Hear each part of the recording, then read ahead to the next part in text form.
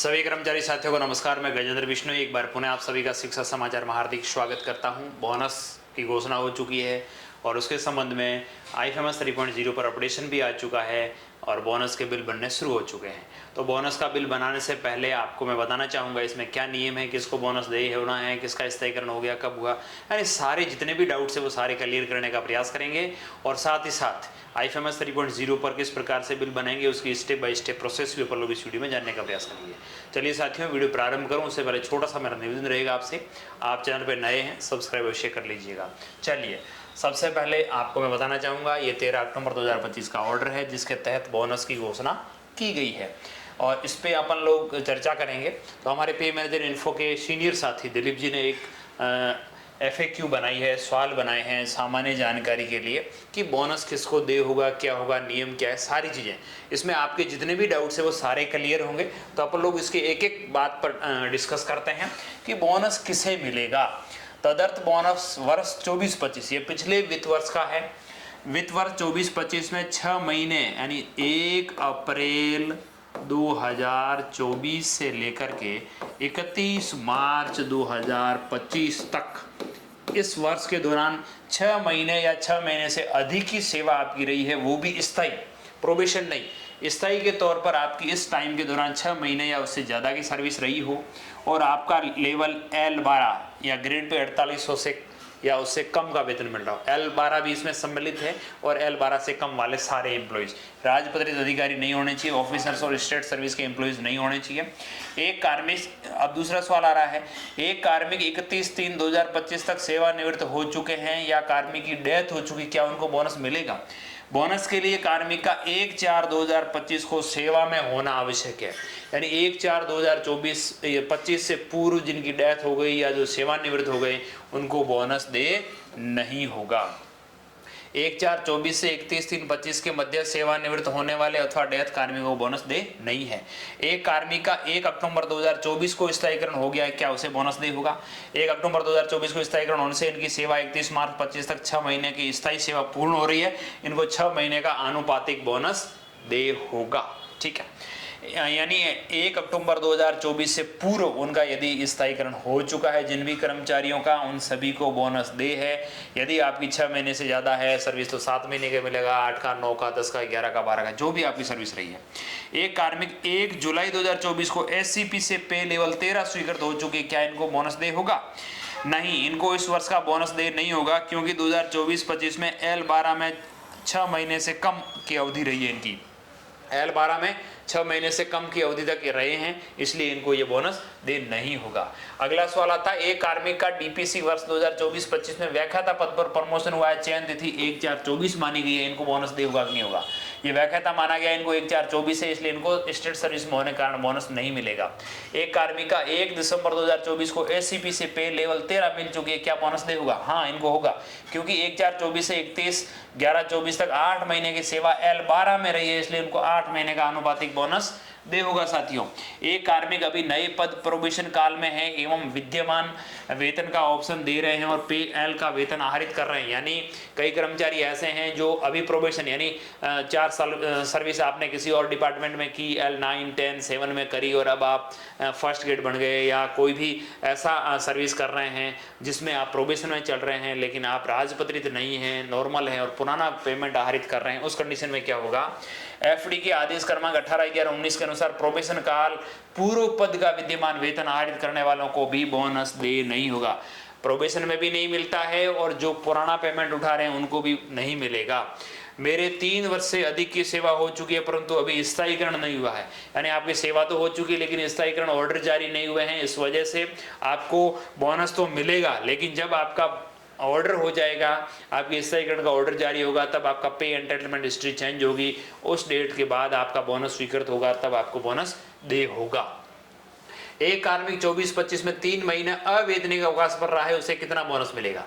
3 महीने अवेतनिक अवकाश अतः उक्त अवधि को कम करके इनको 9 महीने का अनुपातिक बोनस मिलेगा, लेकिन अवेतनिक अवकाश के अलावा अन्य किसी भी प्रकार के सवेतनिक अवकाश में पूर्ण अवधि का बोनस मिलेगा।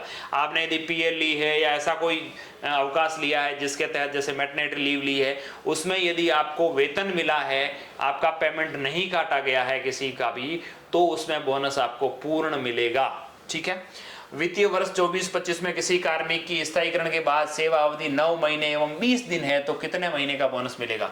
सेवा अवधि को राउंड ऑफ करने का नियम है 15 दिन या 15 से अधिक दिन का एक महीने में राउंड ऑफ करें, इस हिसाब से इनको 10 महीने का अनुपातिक बोनस मिलेगा। यदि आपकी सर्विस उस महीने में 15 दिन से कम रही है, 13 दिन या 14 दिन रही है, तो आपको उस 13-14 दिन का ऊपर वाला का बोनस नहीं मिलेगा। और यदि आपकी 15 दिन या उससे ज्यादा की सर्विस रही है तो आपका वो पूरा महीना काउंटेबल होगा। क्या वर्ष में बोनस की पूरी नकद दे होगी? नहीं होगा। इस बार 75% 5080 आपको नकद दे होंगे और 1694 रुपए जीपीएफ में जाएंगे। एक कार्मिक एक साथ 2025 को रिटायर्ड हो चुके हैं, क्या उनको 2024-25 का बोनस नकद मिलेगा या 25% जीपीएफ में जाएगा? 1/4/25 को के बाद सेवानिवृत्त हुए कार्मिकों को आदेश पॉइंट के 4 नंबर पॉइंट के अनुसार पूरा बोनस नकद ही दे होगा। बोनस भी पूरा मिलेगा और वो भी रोकड़ा मिलेगा क्योंकि उनका जीपीएफ तो बंद हो चुका है। एक कार्मिक 20/1/25 को निलंबित कर दिया गया है, उन्हें बोनस नहीं मिलेगा साथियों, क्योंकि केवल निर्वाह भत्ता ही मिलता है बोनस के अंदर। कोई कार्मिक 1/4/25 को अवैतनिक अवकाश पर है, क्या उसे बोनस दे होगा?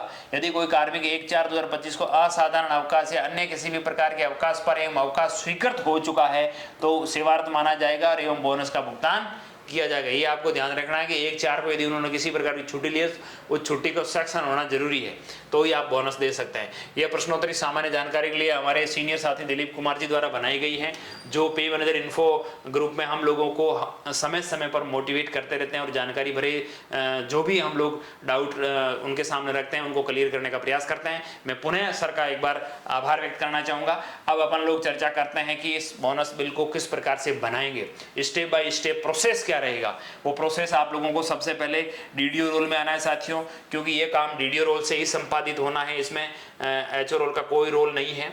आप लोग बिल्स पे जाएंगे, बिल्स के अंदर आप लोगों को दिखेगा, देखिए एडहॉक बोनस रिक्वेस्ट, आपको पहले इस पे क्लिक करना है। लेकिन कई साथी पीडी हेड के होंगे जो नए नए आईएफएमएस पे आए हैं, वो साथी थोड़ा सा इंतजार करें, अभी तक प्रोसेस उसका नहीं आया है। जब भी प्रोसेस आएगा तो हम लोग उसके संबंध में अलग से वीडियोस डालेंगे। चलिए आप लोग इस रिक्वेस्ट पे क्लिक करेंगे। यहाँ पे साथियों आपको फाइनेंशियल ईयर, ग्रुप और बोनस टाइप में क्लिक करना है। फाइनेंशियल ईयर आपको 24-25 सेलेक्ट करना है, क्योंकि पिछले वर्ष का ही बोनस अपने को मिल रहा है। आप जो भी ग्रुप का बनाना चाह रहे हैं उसमें आपको ऑर्डर नंबर ये 13/10/2025 वाला एक ही आएगा, उसको सर्च करेंगे। जैसे आप लोग सर्च करेंगे तो यहाँ किसी की रिक्वेस्ट आपने नहीं बना रखी, ये करने के बाद आपको ऐड एडहॉक बोनस डिटेल इस पर क्लिक करना है। जैसे हम लोग इस पर क्लिक करेंगे तो आप जिस भी ग्रुप का बनाना चाह रहे हैं वो ग्रुप सेलेक्ट करेंगे। ग्रुप के बाद सर्च करेंगे तो उस ग्रुप में जितने एम्प्लॉयज होंगे उन सबका नाम आ जाए। अब यहाँ पे दिक्कत आ सकती है, कभी कभार आप ग्रुप के अनुसार सर्च कर रहे हैं लेकिन एम्प्लॉयज का नाम नहीं आ रहा है, तो आप लोग एम्प्लॉय आईडी से या एम्प्लॉय के नाम से, जैसे देखिए मैंने एम्प्लॉय आईडी या किसी कार्मिक जिसका बनाना चाह रहे हैं उसकी एम्प्लॉय आईडी डाल के सर्च करेंगे तो उनकी डिटेल आ जाएगी। फिर भी नहीं आती है तो इसका मतलब है कि उसकी सर्विस डिटेल और जो उसकी पे एंटरटेनमेंट डिटेल है वो अपडेट नहीं है। यदि वो अपडेट नहीं है तो आप उसको सही तरीके से अपडेट कर लीजिएगा तो उनका विवरण आपके यहाँ आ जाएगा। वरना नहीं आता है तो ग्रुप, एम्प्लॉय आईडी और एम्प्लॉय नेम तीनों से सर्च करके देख लीजिएगा। फिर भी नहीं आए तो आप लोग हेल्प डेस्क पे उसको शेयर करिएगा आईएफएमएस को, ताकि आपकी समस्या का समाधान हो जाएगा। देखिए अब मैंने ग्रुप के माध्यम से किया, जो भी कर्मचारी वो आ गए इनको सेलेक्ट किया और यहाँ पे इनिशिएट पे क्लिक किया। जैसे ही मैंने इनिशिएट पे क्लिक किया, कंफर्मेशन मांगेगा, कंफर्म किया, ओके हो गया और उनकी रिक्वेस्ट साथियों बन गई। अब मुझे इनका बिल बनाना है तो इसको सेलेक्ट करूंगा और यहाँ जो तदर्थ बोनस आपको देना है, किसी किसी का अनुपातिक बोनस बनाया जाना है, उनके लिए क्या होगा, पहले तो ये हो सकता है पूरा बना दे, जैसे 6,774 रुपये आपको दिखा रहा है। तो आप ये जो एडिट वाला निशान आपको दिख रहा है पेंसिल वाला, इस पर क्लिक करेंगे। जैसे इस पर एडिट वाले पे क्लिक करते हैं तो आप लोग देखेंगे आपको कितना देना है, उनको ऑल ओवर ग्रॉस आपको कितना भुगतान करना है वो आपको यहाँ पे डालना है, ना कि नेट। जिनका 10 महीने का डालना है, 7 का, 8 का, जितने महीने का आपको बोनस देना है, ऑल ओवर ग्रोस कितना हो रहा है कटौती सहित उतना आपको यहाँ पे डालना है। और अपडेट पे क्लिक कर देना। जैसे मैं 5,080 रुपये देना चाह रहा हूँ, अपडेट पे क्लिक करूँगा, कंफर्म करूँगा, सक्सेस हो जाएगा। और इनका यहाँ पे देखिए पेमेंट कम हो चुका। आपको लगता है कि यार ये जिनका नहीं बनाना था उस व्यक्ति का बन गया है, तो आप लोग डिलीट भी कर सकते हैं। अब आपको इसको सिलेक्ट रखते हुए जनरेट बिल पे क्लिक करना है। जैसे हम लोग जनरेट बिल पे क्लिक करेंगे, कंफर्मेशन मांगेगा, कंफर्म करिए, ओके करिए, बिल जनरेट हो गया। अब आपको क्या करना है, एड ऑफ बोनस बिल्स इस बिल्स वाले पे क्लिक करना है। जैसे हम लोग इस पे क्लिक करेंगे और आपको यहाँ पे फाइनेंशियल ईयर है वो सिलेक्ट करना है साथियों, पे ईयर, यानी कौन से ईयर में आप भुगतान कर रहे हो। फाइनेंशियल ईयर तो 24-25 था, अपन ने पहले कर लिया। अब हम लोगों ने पे है वो 25-26 में, अक्टूबर महीने में किया है। आप चाहें तो ग्रुप सेलेक्ट कर सकते हैं, बिना ग्रुप डाले हुए सर्च करेंगे, जितने भी आपने बनाए हैं वो सारे दिखेंगे। जैसे मैंने एक बिल बनाया है, उसके अंदर कितनी राशि ग्रोस में जारी है, कितना नेट मिल रहा है वगैरह सारी डिटेल्स दिखेगी। आपको ये आंख का निशान दिख रहा है, इस पर क्लिक करेंगे तो आपको उसका इनर आउटर देख लेना है, चेक कर लेना है, शेड्यूल भी देख लेना है। यहाँ पे साथियों आपको ध्यान रखना है, कई कर्मचारी ऐसे होते हैं जिनका शेड्यूल गलत कभी कभार बन जाता है। जैसे काटना तो 215 में है नहीं, जीपीएफ जो चल रहा है 215, जिसके लिए पुराने लोग हैं 2004 से पहले वाले, उनके लिए जीपीएफ कटता है। और जो साथी नए हैं उनको 2004 वाला जीपीएफ बोनस कट रहा है, तो उनके 294 हेड में जाता है पैसा। तो आपको देख लेना है कौन से हेड में, जैसे इनके जीपीएफ 2004 में जा रहा है, सही जा रहा है या गलत जा रहा है, वो आप लोगों को देख लेना है। इनर आउटर के अंदर सारी चीज़ें देख लें। उसके बाद आप क्या करिएगा, जो ये बिल नंबर आपको यहाँ पे शो करेंगे ब्लू कलर के अंदर, उस बिल नंबर पे क्लिक करेंगे तो उसकी सारी पूरी बिल की डिटेल्स खुलेगी। और यहाँ पे आप लोगों को डॉक्यूमेंट अटैच करना है। डॉक्यूमेंट अटैच के अंदर आपको जो आप कार्यालय आदेश बनाएंगे, उनको पीएल जो आप बोनस भुगतान करने का ऑर्डर बनाएंगे, वो ऑर्डर आप लोगों को यहाँ पे अपलोड करना है। वो ऑर्डर अपलोड करके आप सेव डॉक्यूमेंट पे क्लिक करेंगे तो वो डॉक्यूमेंट सेव हो जाएगा। उसके बाद आप लोगों को प्रोसेस पे क्लिक करना है। जैसे ही प्रोसेस पे क्लिक करेंगे, जो आपके संबंधित डीडी उनके पास ओटीपी जाएगा, ओटीपी डाल करके आप लोगों को बिल ट्रेजरी फॉरवर्ड कर देना है। ये छोटा सा नॉर्मल सा प्रोसेस है, कोई लंबा चौड़ा प्रोसेस नहीं है।